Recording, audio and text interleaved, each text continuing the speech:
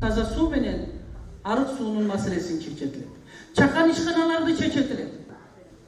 Мына ушул силер чыгарып аткан жүзүмдөн баштап баарына тең, мындай айтканда айыл чарба продукцияны өндүрө турган, мындай айтканда варенье кылабызбы, эмне кылабыз, мына ошондой чакан ишканаларды салат элек.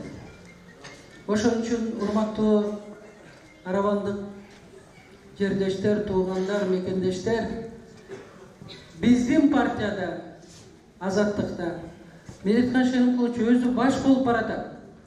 Биз сурандык, эл суранды. Медеткан Шеримкулович, сиз ушул Кыргызстандын эгемендүүлүгүнө, Кыргызстандын азаттыгынын биринчи токтомуна кол койгон Медеткан Шеримкулович аксакалыбыз, мейли мына ушундай элибиз кыйналып турганда баарыбыз биригип деп Исмаил Сакович, Ибрагим Юнусов, Ахматбек Келдибеков, мына ушул жерде отурат Бактыбек Алмаматов, өзүңөрдүн уулуңар Заирбек Эргашев, мына биздин жаш жигитибиз Жаныбек, мына биздин азаттык деп гимнди ойногон жигиттерибиз, ошондой эле Бөдөш Мамырова эжекебиз, Сахиба кызыбыз баарыбыз аттандык. Колдоп алгыла. Эгер силер колдоп албасаңар, дагы кичинекей акчага алдансаңар, анда биздин өлкөбүз өнө өспөйт.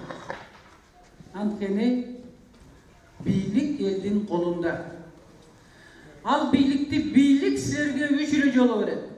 Биринчи президентти шайлаганыңарда, экинчи жолу парламентте депутаттарды шайлаганда, үчүнчү жолу референдум болуп калса. Башка бийлик элдин нукура бийлигин бербейт силерге. Мына ошол өзүңөрдүн укуңарды текке кетирбестен дагы 5 жылга эл үчүн, мамлекет үчүн күйгөн таза инсандарды шайлап алсаңар, ал таза инсандар, мамлекеттүүлүктү түшүнгөн инсандар мына биздин Азаттык партиясында.